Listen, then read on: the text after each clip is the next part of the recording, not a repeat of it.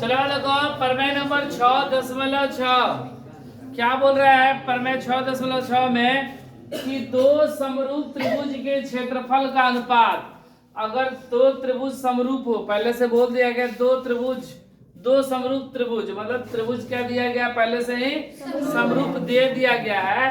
तो दो समरूप त्रिभुज के क्षेत्रफल का अनुपात उनकी संगत भुजाओं के अनुपात के वर्ग के बराबर होती है।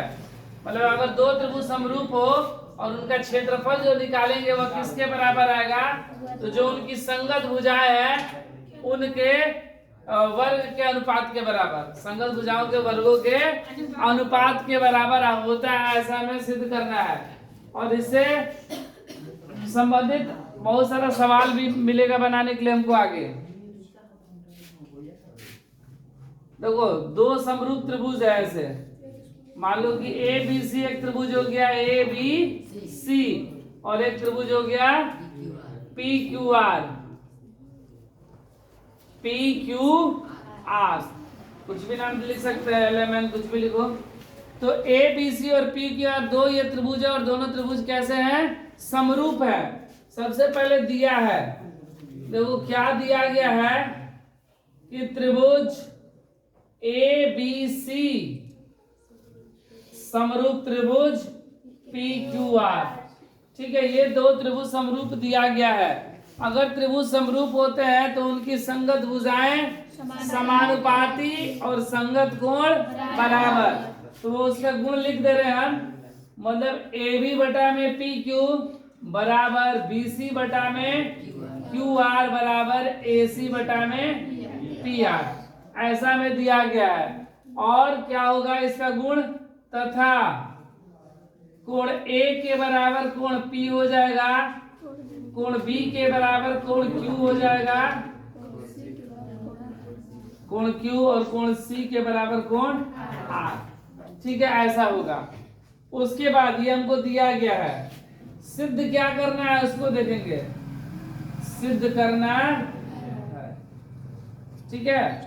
सिद्ध क्या करना है कि क्षेत्रफल का अनुपात उनकी संगत भुजाओं के वर्गों के अनुपात के बराबर होता है।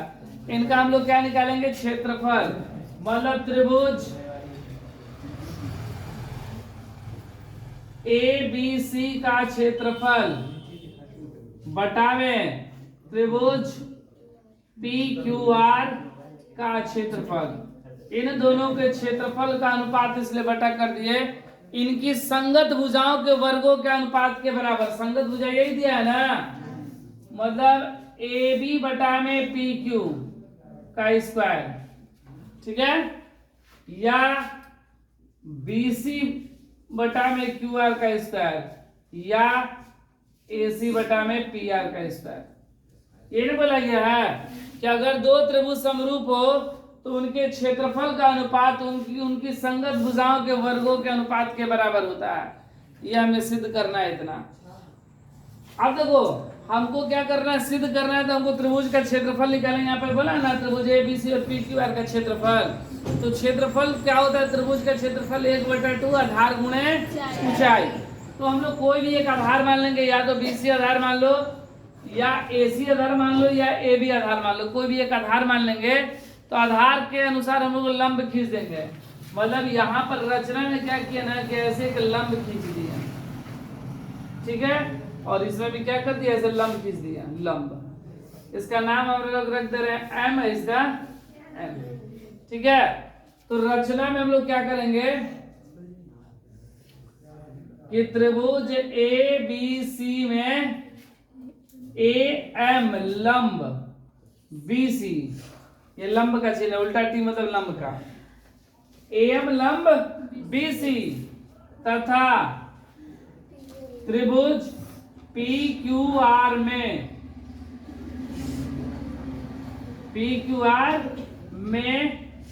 पी एन लंब क्यू आर डाला। ऐसा हम लोग रचना किए कि इसमें एम लंब बी सी और इस त्रिभुज में पी एन लंब क्यू आर डाल। अब देखो प्रमाण, देखो असली यहां से हम लोग बनाना शुरू करते हैं। ये दिया हुआ है, ये सिद्ध करना है, और ये रचना किया, बनाना हम लोग प्रारंभ यहां से करेंगे। तो देखो हमको क्या चाहिए, त्रिभुज का क्षेत्रफल चाहिए, त्रिभुज का। तो हम लोग पहले त्रिभुज का क्षेत्रफल निकाल रहे हैं, कौन सा, तो त्रिभुज ए बी सी का क्षेत्रफल, त्रिभुज ए बी सी का क्षेत्रफल। त्रिभुज का क्षेत्रफल क्या होता है, 1/2 आधार गुणे, यही होता है ना, आधार गुणे ऊंचाई। तो देखो 1/2 आधार हम लोग ले लिए क्या, BC, आधार क्या ले लिए, BC, और ऊंचाई मेरे क्या हो जाएगा, AM, समीकरण 1। ठीक है। उसके बाद हमको क्या निकालना, त्रिभुज PQR का क्षेत्रफल ना। तो त्रिभुज PQR का क्षेत्रफल बराबर 1/2 आधार गुणे ऊंचाई, आधार गुणे ऊंचाई। तो आधार मेरा कितना, आधार QR और ऊंचाई PN, तो QR गुणे PN, समीकरण 2। अगर हम लोग समीकरण 1 और 2 को भाग कर देते हैं, ठीक है, भाग कर देंगे, तो मेरा क्या आएगा कि 1/2 कट जाएगा और कुछ नहीं कटेगा, 1/2 कट जाएगा, तो मैं आएगा BC गुणे AM और QR गुणे PN। लेकिन हमको क्या लाना है कि BC स्क्वायर होना चाहिए, QR स्क्वायर होना चाहिए, ऐसा ना, ठीक है। लेकिन मेरा तो स्क्वायर आएगा नहीं, तो हम लोग क्या कर रहे हैं कि पहले इसको भाग कर दे रहे हैं, उसके बाद देख रहे हैं क्या आता है।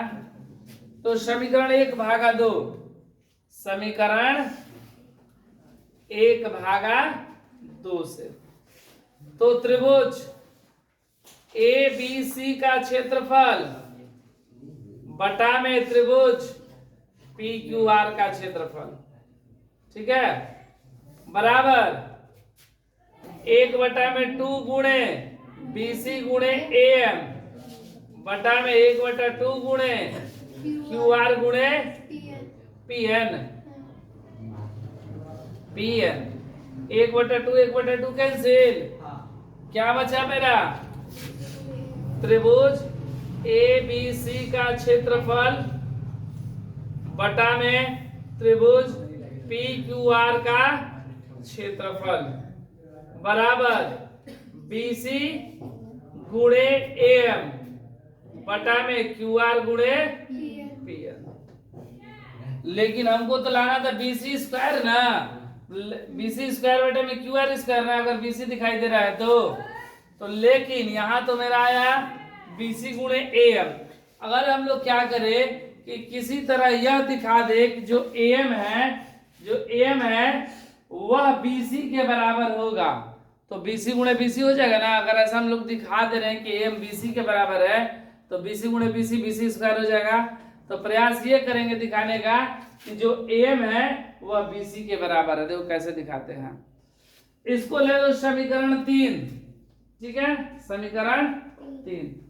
अब हम लोग क्या करेंगे कि एक बार त्रिभुज ABM और त्रिभुज PQN को समरूप करेंगे, ठीक है।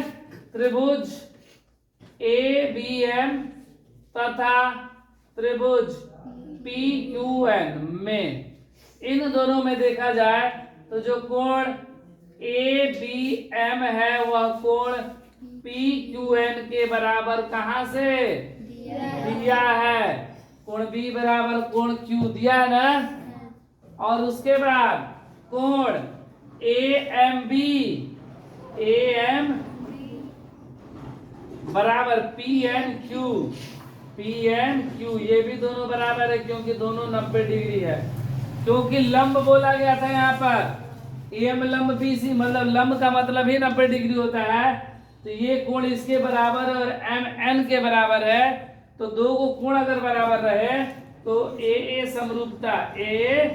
समरूपता से त्रिभुज ABM समरूप त्रिभुज PQN, ये दोनों त्रिभुज समरूप हो गया। अगर त्रिभुज समरूप तो इनकी संगत भुजाएं बराबर, सॉरी समानुपाती, बराबर नहीं समानुपाती, मतलब क्या हो जाएगा, AB बटा में PQ बराबर BM बटा में क्यू एन बराबर ए एम बटा में पी एन। ठीक है, ये आपस में क्या हो गए बराबर। इसको ले लो समीकरण 4, ये हो गया समीकरण 4, 3 तो ये 4 ना। और यहां पर देखो ये दिया हुआ है, क्या दिया हुआ है, ए बी बटा में पी क्यू बराबर बी सी बटा में क्यू आर बराबर ए सी बटा में पी आर।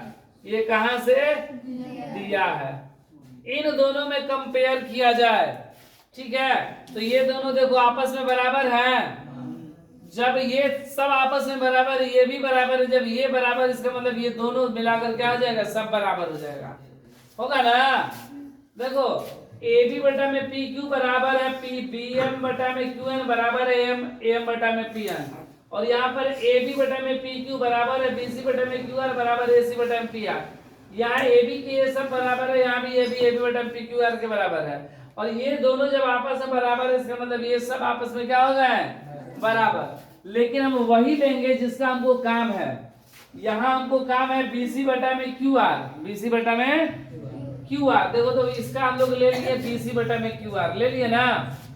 और ए एम बटा में पी एन और ए एम बटा में पी एन, इसका ये, तो इसको ले लो समीकरण 5 और समीकरण 4 तथा 5 से, समीकरण 4 तथा 5 से क्या हो जाएगा, ए एम बटा में पी एन बराबर बी सी बटा में क्यू आर हो जाएगा ना। देखो इसमें का ये ए एम बटा में पी एन और इसमें का बी सी बटा में क्यू आर, ये दोनों आपस में बराबर। अब हम लोग ये लेंगे, अब देखो इसको हम लोग बी सी बटा में क्यू आर को हम लोग ए एम बटा में पी एन लिख सकते हैं, लिख सकते हैं ना। तो ये समीकरण 3 फिर से लिख दे रहे हैं, समीकरण 3। समीकरण 3 क्या है कि त्रिभुज ए बी सी का क्षेत्रफल बटा में त्रिभुज पी क्यू आर का क्षेत्रफल बराबर बी सी बटा में क्यू आर गुणे ए एम बटा में पी एन। यही ना समीकरण 3, ये दोनों आपस में बराबर है, यही चीज लिखे यहाँ पर। ठीक है, अब देखो बीसी बटा में क्यू आर ए एम बटा में पी एन को बीसी बटा में क्यू आर लिख सकते हैं, ये समीकरण 6 हो गया। ठीक है, तो त्रिभुज ए बी सी का क्षेत्रफल बटा में त्रिभुज पी क्यू आर का क्षेत्रफल बराबर बीसी बटा में क्यू आर गुणे बीसी बटा में क्यू आर। क्योंकि ए एम बटा में पी एन को हम लोग बीसी बटा में क्यू आर लिख सकते हैं, यहाँ पे लिख देंगे समीकरण 6 से, समीकरण 6 से।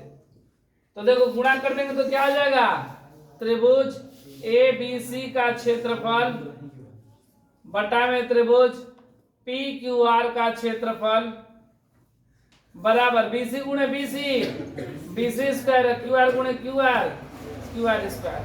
देखो ये आ गया। देखो जैसे हम लोग यहाँ पर क्या किए कि इस पे लंब किए तो बीसी स्क्वायर आ गया, ठीक उसी प्रकार अगर इसको लंब करेंगे तो ए बी स्क्वायर आ जाएगा, अगर इसको इससे लंब करें तो ए सी स्क्वायर आ जाएगा। तो लिख देंगे ठीक इसी प्रकार, ठीक इसी प्रकार, अरे तो अलग अलग कर भी सकते हैं, ठीक इसी प्रकार त्रिभुज ए बी सी का क्षेत्रफल बटा में त्रिभुज पी क्यू आर का क्षेत्रफल।